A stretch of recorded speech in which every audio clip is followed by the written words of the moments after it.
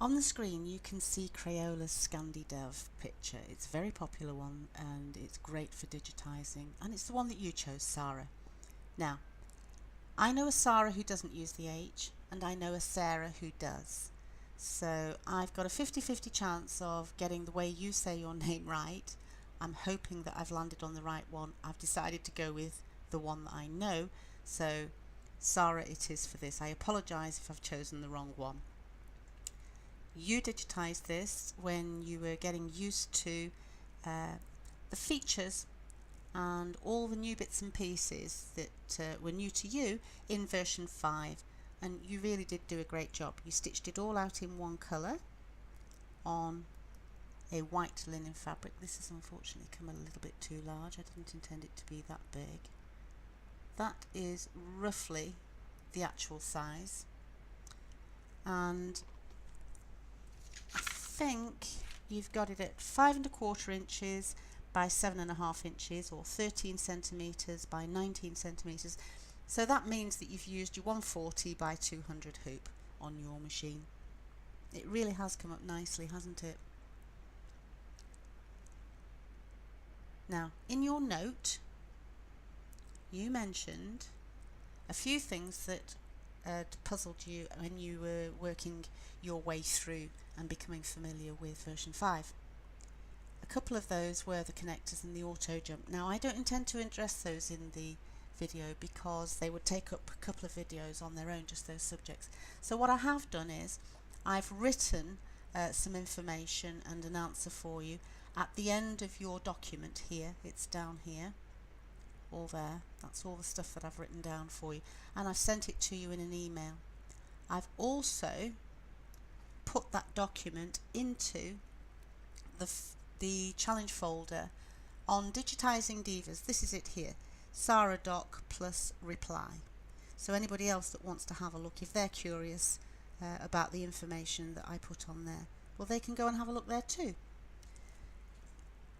And moving on, you then mentioned that you did the outline stitch around the flowers, but you're not sure when to use it.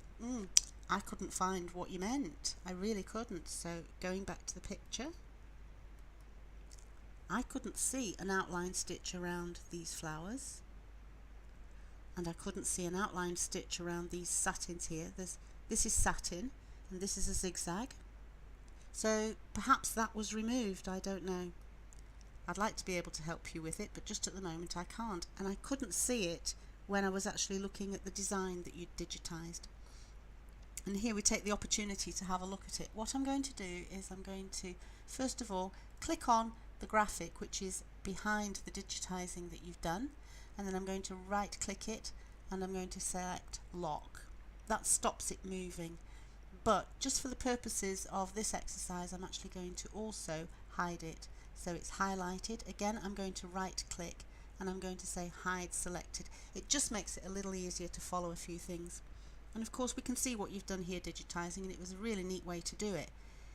Just in case you needed to stop the machine any time, even though you wanted to do it in one colour, you actually digitised it in different colours, and that's the sequence in which you did it. These flowers first, then you did the tail feathers, followed by this yellow section here of sparklers and this abstract flower or leaf or something here, and then you've gone on to this blue flower on the bird's chest, followed by this section here on the top of the wings. Then you stepped away from the bird and you've done sort of this sun and moon representation. You've come back in and done the beak, followed by these brown sections here with all this detail around the eye, and finally you've finished up with doing the outline on the bird. And this design that we see here has actually been revised by you. In fact, the stitch out that we saw, you said was the third stitch out that you'd done of it. And one of the things that you mentioned when you'd assessed it was that these centres of these flowers, you felt that they hadn't actually covered properly and that you wanted to make them larger. And then the other thing that you mentioned was in this area which you've digitised as yellow stitches, when it's stitched out, you've mentioned that you thought that they were a little blobby, or some travel lines were a little blobby. So let's go back over to the picture and take a look, and I'm going to actually zoom in on this quite closely to see if I can find these blobby stitches, because I've been looking and the only thing that I can see, and look at the level of magnification that we're at. So these are all the yellow bits, these are little sparklers, and the sparklers on this side. And in all honesty, I'm trying to find where these blobby travel lines are. You've possibly got one slipped or skipped stitch there. That's possibly because obviously that's a section where you've got a lot of stitches that are probably going down into the same hole. But it's at such a high level of magnification in real life, you probably actually can't even see it. Now the only thing that I did see that could possibly be a little blobby is this little line here. And that is in fact a line of travel stitch that hasn't been covered by your satin line. And maybe the reason for that is it's quite a narrow satin line. It's only 1.27. I think it's 1.27. We'll check that in a minute and have a look. But that's easily resolvable because you can go into the digitizing and just literally pick up that line and move it back in there. And we'll take a look in here and have a go at that now. So this is the section that we're talking about here. So if we actually now magnify this up to 200 is possibly not quite enough. Let's go up to 5, and I will gently bring it down without trying to make everybody too dizzy as it's moving around the screen. It does jangle a bit sometimes, and this seems to be this yellow line here, that travel stitch line, probably this one coming up to here is possibly the one, like for example here, that's scooted out from underneath. So we can press the button to take it out of true view, or we can press the letter T. Press the letter T, it brings the 3D true view back. If you press the letter T again, it takes it back into the digitizing view. And that gives us the opportunity to select one of these yellow travel lines that we're going to work on. Now I can either click on the reshape button, or I can click the letter H on the keyboard, and that's what I'm going to do here. So I'm just going to move that more onto the center line of that satin, and then move this one over as well. And then going to take the next travel line here, just move the start point for it and pop that onto there. Okay, join that up. I'll move this node onto that line. It's just node nudging really, nothing more. Perhaps if you wanted to, you could pick up on that, just take these off a little bit, just move them out of the way so that you can grab the node, put it down onto here, push them back on now, there we are, and then finally this one, let's move that and move that in a little closer, just so that they're covered, makes it a little neater. And then finally that one onto there, move this here a little closer, take the green diamond off, just move the node and then put it back over. So node nudging in reshape. Once it's all done, you can hit escape and that takes you away from it. Let's now take it back to the one-to-one, and hopefully that should have resolved that issue. But other than that, I can't see what you mean by blobby stitches. Next, let's take a look at the flower and the centre disc that you felt perhaps wasn't large enough on the coverage. I know that you've already been in and adjusted this, but I think that there's a couple which could probably do with a little bit more adjustment on top of that. And this is one way that you can actually do that. I'm going to take the magnification back up to 500 and select this flower and then move over to it. So that's the flower that we've selected, and it's obviously shown in that highlight colour.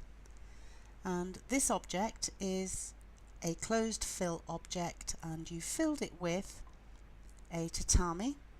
In fact, I can show you that there. That's the tatami number 1. For Embird users, that's the same as a plain fill. And what you've also done is you've applied the radial fill to it, the radial fill effect, which is what's actually put a little hole in the middle and all the stitches go perpendicular to it. And the size of the hole that you've put in the middle is 4.8 by 4.7.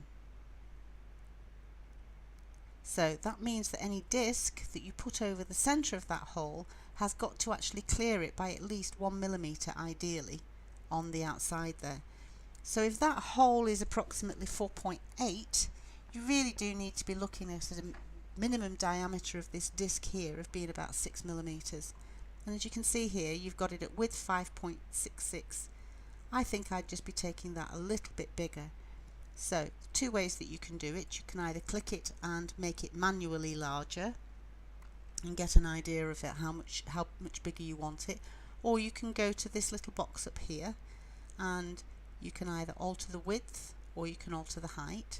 So let's do the width and let's put it at 6 and click enter.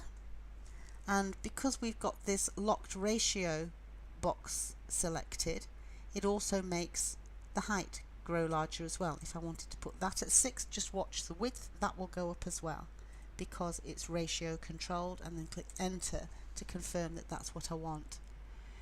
If I actually wanted them exactly the same size, or I wanted to work them independently, you can actually click on that little padlock and that lets you work with these independently. So do that. Put that at 6, so now it's 6 in both directions, but always remember to lock it again afterwards. Quite a useful thing to do. Now then, when you're at this level of magnification, sometimes you may say, you know, that looks like a huge gap, but it isn't. Let's use the measuring tape and check. So to do that, we click the letter M for mark, and that gives us the measuring tape. So put it on the trace line of that central disc and then move it in, and we're only even now 0.6, just over half a millimetre clearing that inner edge of the flower circle. So if you wanted, you could make this disc even larger. The other way, of course, that you can go about it, if I want to get rid of the tape, by the way, you just keep clicking escape until it disappears.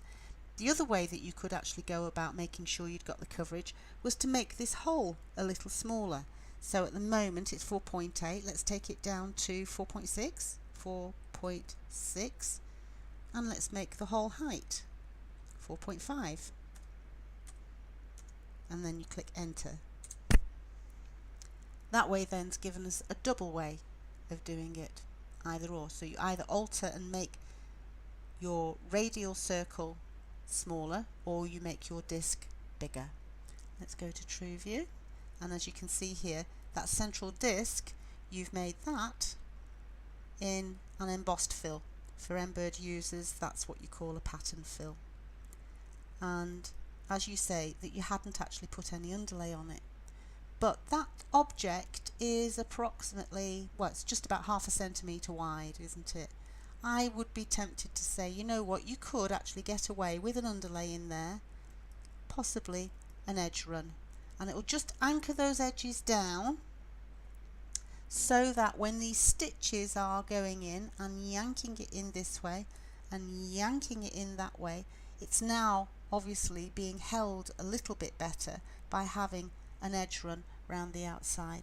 And if I actually take it out of 3D True View back into digitizing view, you can now see that edge run going around that circle. The other one that I would actually think about perhaps putting an edge run on is these leaves that you have here. Again, if we look at them over in the photograph, I think that you get away with it quite nicely. This is very, very high magnification. I'm now going to take it back to the proper size, but you can see here that you've got a little bit of a ragged edge going on. You could actually make that look a little bit cleaner and a little bit easier by putting on an edge run underlay onto those leaves. Again, your choice, it's just a suggestion. and of course all you need to do is click that, go to stitching, underlay, and then select edge run, and I've got that set at 2.20, and that should do it. Hit enter, and then you can click away, and you can see that it's now got that edge run under there. Just to be sure, click on the object, click the letter T to put it into digitizing view. You can see it there. If you want to see it, you can actually also look at the boundary of the object. You can click the letter S if you want to actually take away the stitches. You can see that's the boundary there, that's the stitches going back in. So you can see that's the boundary, and this is the underlay, that edge run.